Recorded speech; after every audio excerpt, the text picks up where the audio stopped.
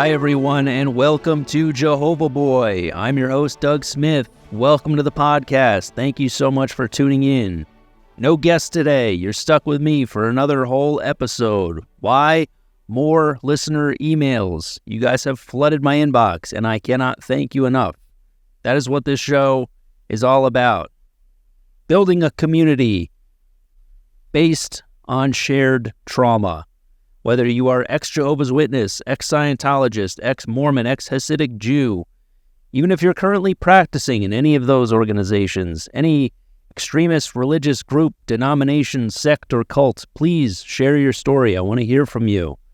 I want to hear about your experience, how you're currently living, how you wish you could be living, how you've adapted to life in the real world, how you've struggled to adapt to life in the real world. We all share a common bond, and your story can really help to inspire others. So please keep them coming in, jehovahboypodcast@gmail.com, or you can message me on Instagram. Give me a follow @WhoDougSmith. Any way you choose to contact me is fine. Just reach out, share your story, and you could be featured on the pod. All right, let's get into it. Our first email comes from Anna P., who wrote, Doug, your story of you as a 6-year-old wearing a suit and standing on a step to reach the podium had me laughing. I think I was 8.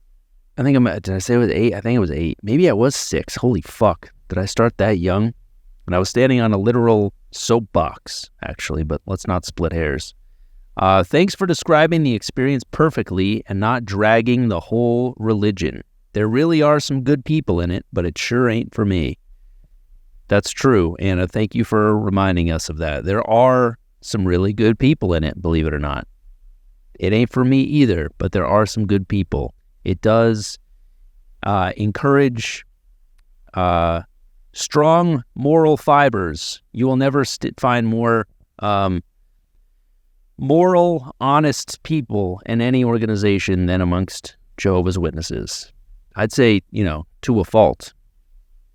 You jerk off and tell an elder, you're going to be out on your ass. That's a little too moral, if you ask me. But yes, they're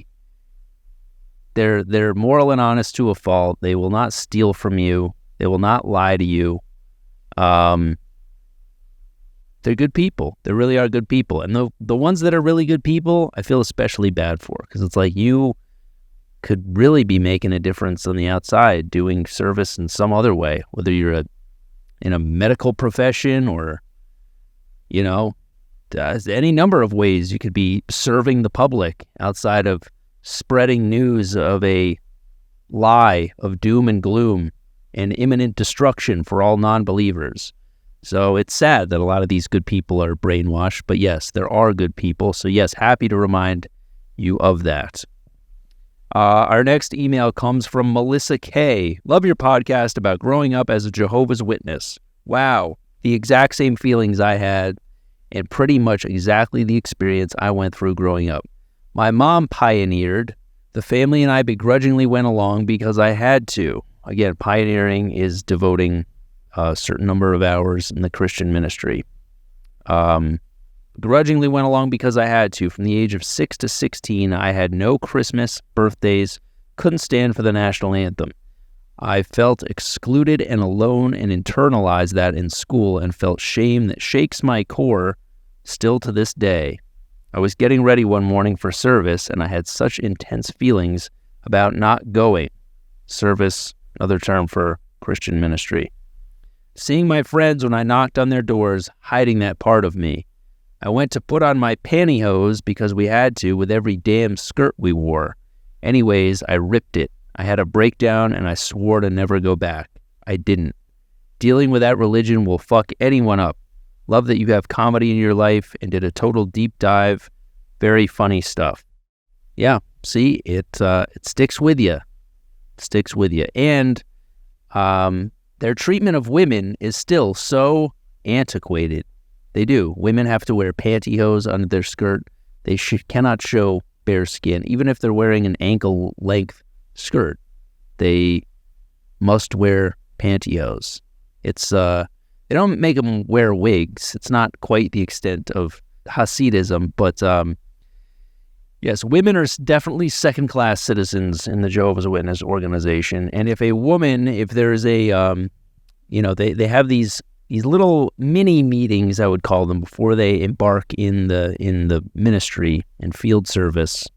And usually a brother in the congregation, a male leader, will conduct this meeting. But if there is no brothers in attendance, if there's no brothers that are going in the ministry that particular day, a woman will take charge and lead that meeting to read a daily text or some sort of scripture to amp up the troops before they, put boots on the ground, get them all fired up like a multi-level marketing scheme, like a boiler room sort of thing.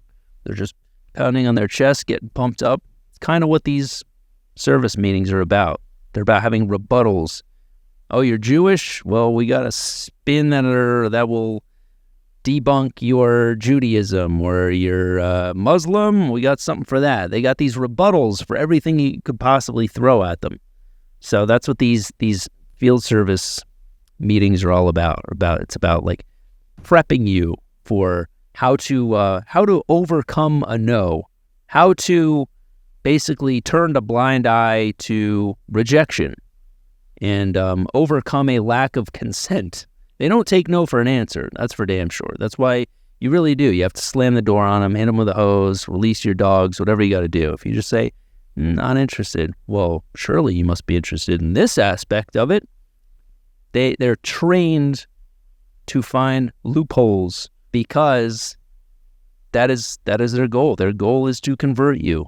No matter what your affiliation is, no matter how loyal and happy you are in your religious affiliation, they want to pull you out of that and make you one of them. So women will lead these meetings, and when they do so, they have to wear a head covering. They'll have to take like a scarf or something and drape it over their head because for some reason you can't show, I guess similar to religious Jews wearing yarmulkes, it's a sign of disrespect to show God the top of your head. So they have to wear some sort of head covering, a scarf. I actually, on a few occasions, saw several sisters in my congregation. The men are brothers, the women are sisters. Several sisters in my congregation, no scarf, no shawl in sight. I saw one woman unfold a Dunkin' Donuts napkin and drape that over the top of her head, in all seriousness, before she led the charge. There was fucking rainbow sprinkles on the napkin falling into her lap as she broke people into car groups and ended with prayer. Anyway, Melissa, I feel your pain. Yes, I also felt a tremendous sense of dread every time I went out in the ministry. But hey, man, I'm glad you had that breakdown. If you hadn't had that breakdown, everybody reaches a breaking point. It's not always pretty. Swore to never go back. You didn't. Good for you. Congrats on being a fellow escapee. Okay, our next email comes from Jason B., who writes, "Hello, Doug. I am really enjoying your podcast. I'm an ex-JW out for about 20 years, but raised in like you were and still dealing with a lot of crap from all of that." See? Again, 20 years later, still dealing with a lot of crap. Took me 20 years to get sober. Took me 20 years to have even the slightest glimmer of self-acceptance. Took me 20 years to let go of control and fear of the unknown. And the irony is, it all stems from this illusion that you're going to be saved, when in reality, it does nothing more than leave you feeling enslaved. I'm a fucking rapper now. Maybe I should lean into that. Christian rapping? That must be a thing, right? The illusion you're going to be saved when all it really does is leave you feeling enslaved. Praise Jah. I just heard your episode number 6 and laughed my ass off about the fake knock doorbell ring. I did the same thing, man. Works like a charm. Unless people see you at the door, then it just makes it extra weird. Like, why didn't you knock, you peeping Tom Watchtower weirdo?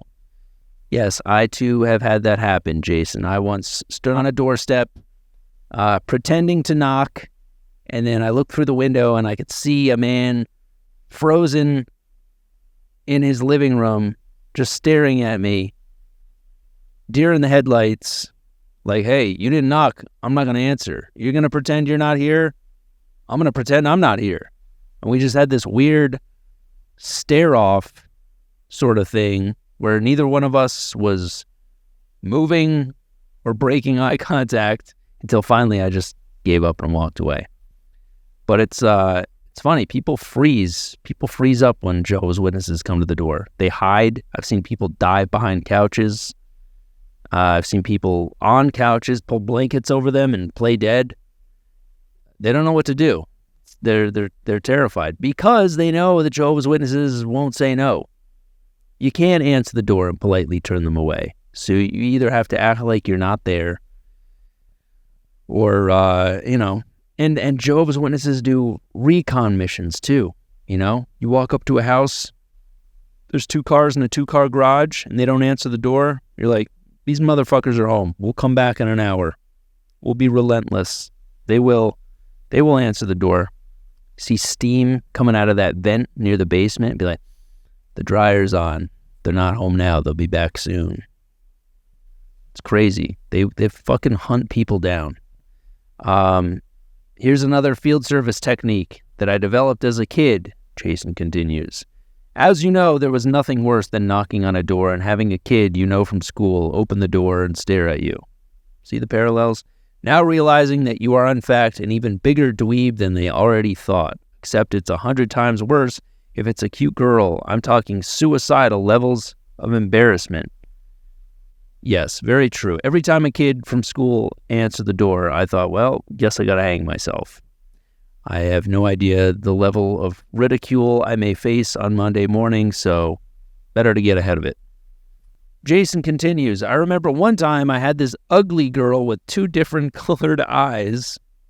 Okay? Ugly girl with 2 different colored eyes. She was a Siberian Husky. Opened the door, and even that was fucking terrible, and it served as the impetus for what I called my quote-unquote chicken shit service map. Chicken shit because I thought God would probably think I'm a coward for creating such a thing, but what's a boy to do? I lived in a small town, and they had this phone book that had an address directory. Isn't that all phone books?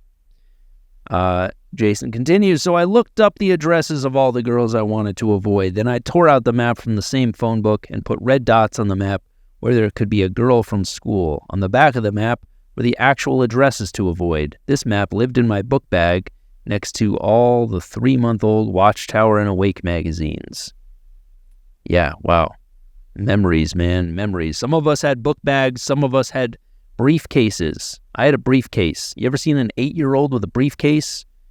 It's a weird fucking look. Remember that wrestler from the late 80s, early 90s, IRS? That was me. Coke bottle glasses, suspenders, JCPenney short-sleeve dress shirt, and a fucking briefcase. Everybody that anytime I showed up at somebody's door, they thought I was going to audit them. But that was me.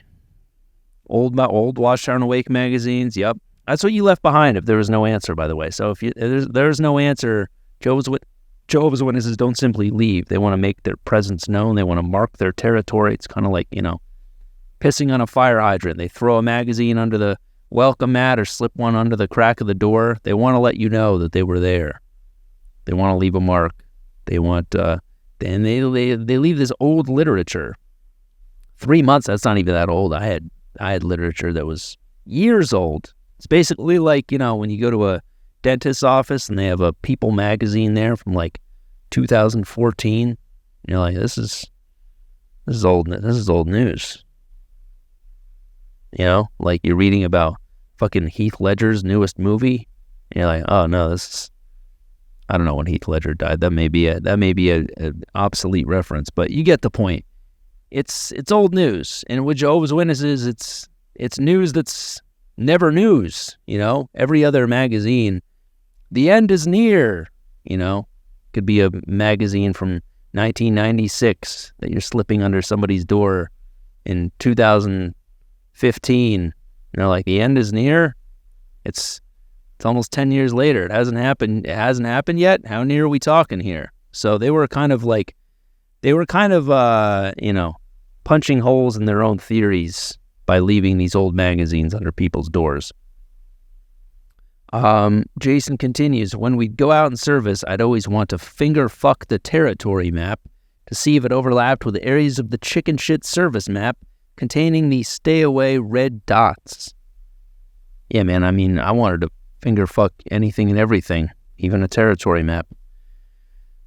If there was a house to avoid, I could make sure I worked the other side of the street or got a stomach ache or walked past it by mistake. Not perfect, but better than nothing. Yeah, I too got very good at memorizing addresses, making mental notes of what houses to avoid. I mean, specifically on my bus route. Every day when I took the bus to school, I would be like, all right, this kid's a nice kid. If I wind up going to his door, it won't be the worst thing in the world. He's not going to out me to everybody. This kid's an asshole. This kid's going to have a field day. He's going to make the rest of my school year a fucking living hell, so I can't go to his house. And yeah, I made mental notes. I would memorize addresses. And that's what you had to do. I didn't do well in school. I didn't do well academically, but I achieved high honors in avoiding ridicule. That was my primary focus. Our next email comes from Blanca V, who writes, "Hi, I meant to write this yesterday, but I got too stoned and forgot. Try a sober 30, Blanca. Give it a whirl. My birth story is used as a legal precedent for Jehovah's Witness women that refuse blood transfusions during childbirth. During labor, my mom began to lose a lot of blood and ended up in a coma. Now, here's the thing I brought up before. Blood transfusions are very commonplace. There's so many minimal accidents, injuries where, it wouldn't be a matter of life and death other than the loss of blood. There are many places on your body where there are major arteries where there can be massive blood loss, and a simple blood transfusion, boom, you're good as new. Many instances where there's blood loss, your life is at stake, yet it's easily saved through a blood transfusion. It's one of the many wonders of medical science, I would say, running out of your own blood. Well, hey, don't worry about it. This guy's got plenty to spare. He'll let you borrow a couple pints.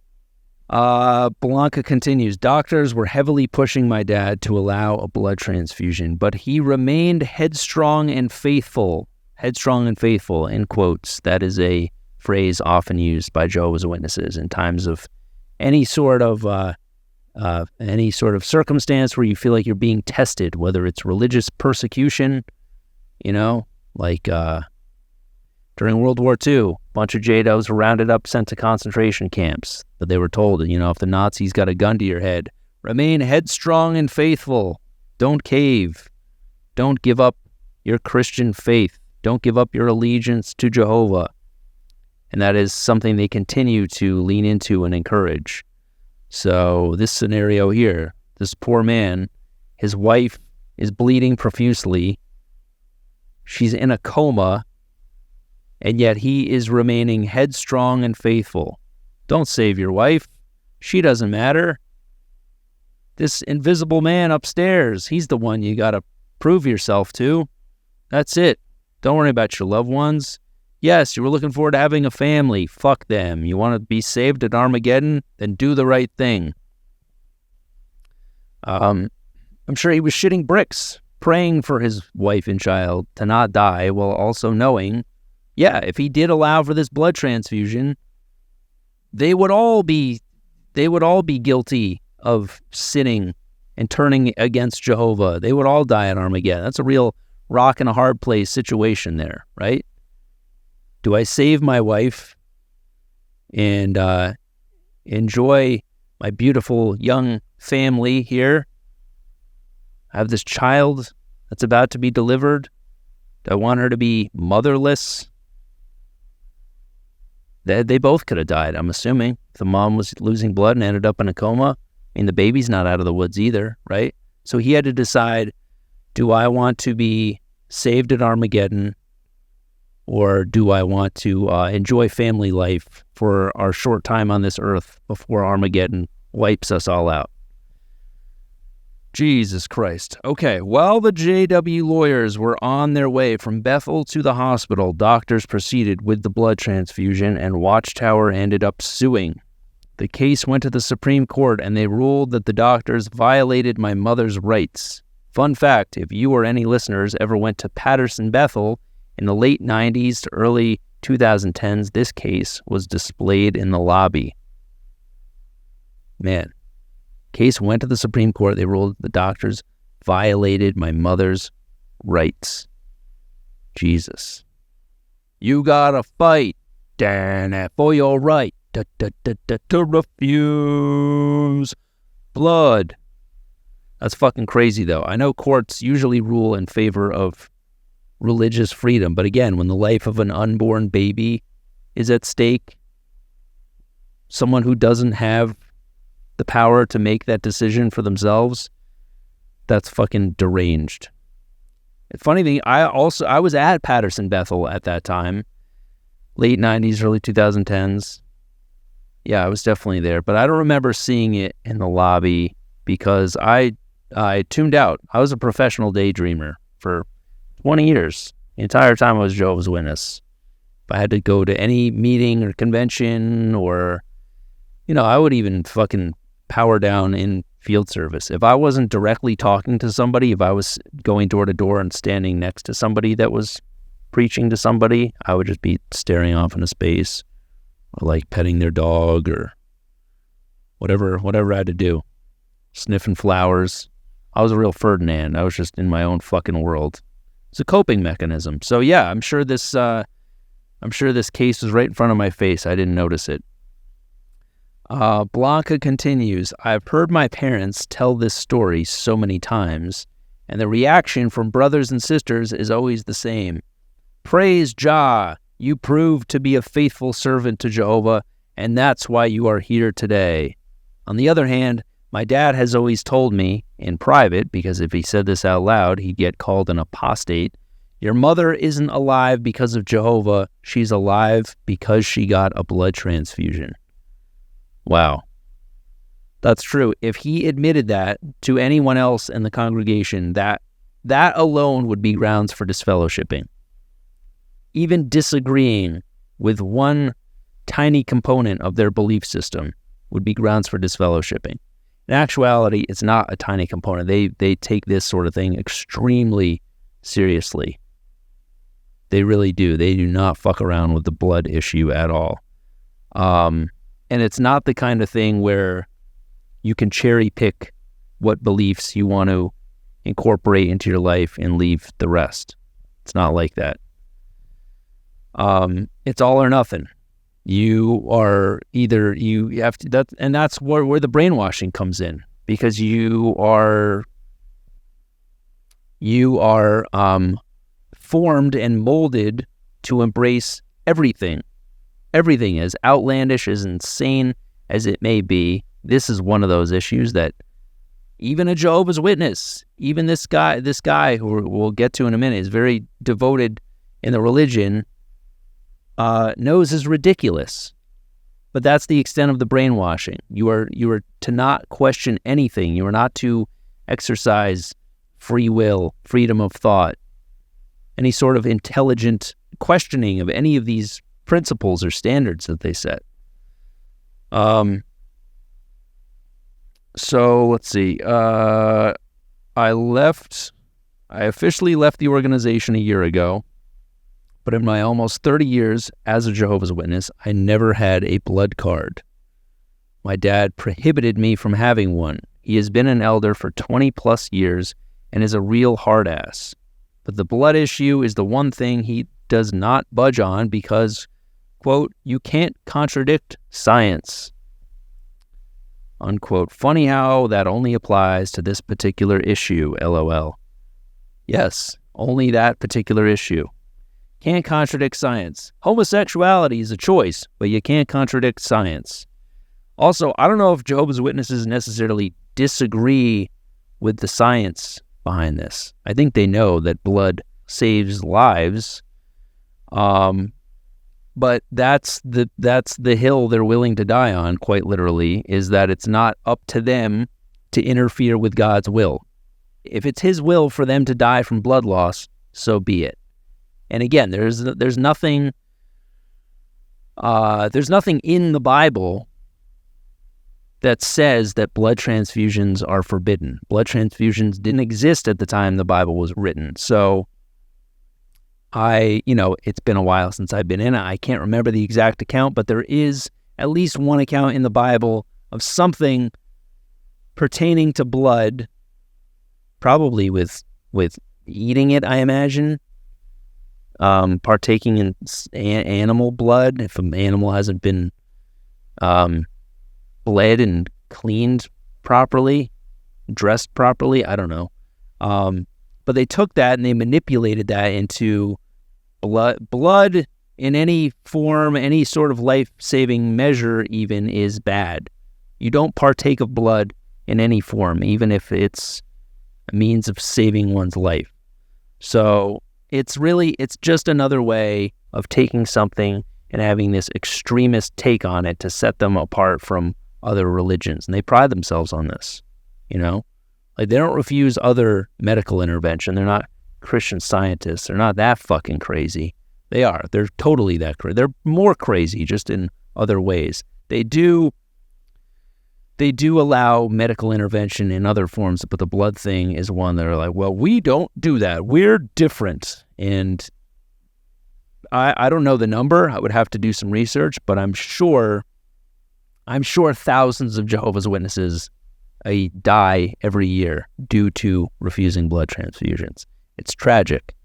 But good for your dad for prohibiting you from having one. Never had a blood card in 30 years. So he learned from this. He realized he could have easily lost his wife and child.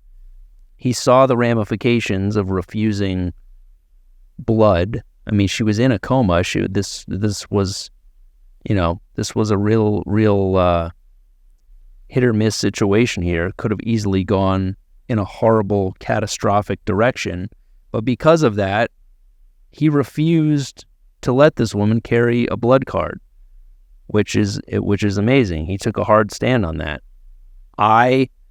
Like I've said in previous episodes, I did carry a blood card from the time I was, I think as soon as I went to kindergarten. I didn't go to daycare. I didn't go to preschool. But from day one, once I was out of my mother's sight, out of her care, I was carrying around a blood card. I think I had a laminated blood card in my backpack. Then once I started carrying around a wallet, it was in the wallet. It got renewed every year. It was a legally binding card, legally binding document signed by both of my parents refusing medical intervention if a blood transfusion was called for. So say I was on a school bus and the bus flipped over and kids were dying left and right, and I was one of the few to barely survive, and I was rushed to the hospital, and they were like, we can save this guy with a simple blood transfusion. And they'd cut my clothes off and they'd find that blood card and be like, oh, well, never mind.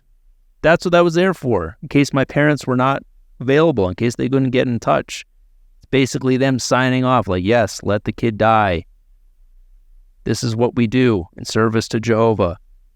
This is the decision we must make to be held in high esteem and to be seen as good, upstanding, faithful servants. Headstrong and faithful. It's deranged. It's fucking insane. I thought it was insane even at the time. I thought, really? You guys are fucking bad parents. You really, you gonna let me die? You gonna sacrifice me to this fucking guy? Really? And now that I have a kid, I mean, it's even crazier. I've talked about that before, but the thought of having my son carry that around is like, you're basically having your child walk around with a death sentence. It's unbelievably negligent and horrible. Anyway, she continues. That's the story. Not sure if it's pod-worthy, but just thought I would share. Definitely pod-worthy. I'd say this took up the majority of the episode. Wow, what a story. Well, I'm glad that you and your mom are okay. I am. I'm glad that you and your mom survived. That easily could have not been the case. My God, what a tale. They'll take shit to the Supreme Court, and they can win. They have power. They have their own team of litigators, and they got a lot of fucking money at their disposal too. So if they got to throw a bunch of money into the court system to fight something, they'll do it. I, for one, that's one of the first things I said when I started this podcast. People are like, "Oh, geez, you're really outing them on a lot of shit. Aren't you worried about them coming after you?" I was like, I hope they come after me. That's how I know this podcast is a success. So far, nothing. Where are you, governing body? Come knock on my door with a fucking search warrant. Get the feds up my ass. I don't know what I've done to do that other than use a song, a Kingdom melody, without the rights to do so. The song, the intro song to this podcast, "This is Jehovah's day. His rule is here to stay." That's a Kingdom melody. And said when I decided to use that without proper licensing or buying the rights to it, I hope they come after me. That's really the only reason they could come after me, is using a song without the rights. So that's the goal. I want to become embroiled in a bitter litigation nightmare. So that's another thing. Like, it's not like doctors don't want to abide by this sort of thing. And I've talked to doctors and nurses that have dealt with this specifically, that have had Jehovah's Witnesses refuse blood transfusions, and they do their damnedest to convince them that this is a mistake. That this is not the path you want to go down. Any God that you are subservient to and fearful of in this way, that you would be willing to sacrifice your own life based on such a ridiculous principle, is not worth serving. I don't know if that's the argument they make, because that might not go very well, but they do their best. They plead with them. You are going to die. You are going to die if you don't receive a blood transfusion. It's right here. We have your blood type. It's a simple fix. We pump you full of this. You're fine. They do their best. But, the religious freedom often does hold up in court, and they really pride themselves on this. And there's a publication that I remember seeing as a kid. I can't remember the name of it. I wish I could. It's a collection of accounts of children, Jehovah's Witness children, who sacrificed themselves in the name of Jehovah. Perfectly healthy, able-bodied kids who were in accidents that required blood transfusions, and due to the massive, relentless brainwashing since they were infants, they took a stand, refused blood, and died with honor. It's fucking insane. So, Blanca, again, I'm glad you're here, glad you're with us, glad your mom is too, and kudos to your dad for being an elder, being a higher up in the congregation, the organization, and still being a bad motherfucker for taking a stand on this. I'm sure that does not fly well. I'm shocked that I guess he keeps it close to the vest, like you said. This isn't something that he is vocal about, but I'm glad that he at least chose to protect you the entire time that you were in the organization by not having a blood card. Anyway, that's going to do it for today's pod. Wow, I didn't think that last email was nuts. This is the kind of stuff. This is what I want. I'm sure that she's not the only one. Every now and then there are articles news articles about Jehovah's Witnesses refusing blood, or a court battle over it. So this is the kind of stuff that I want. Give it to me. This is great shit.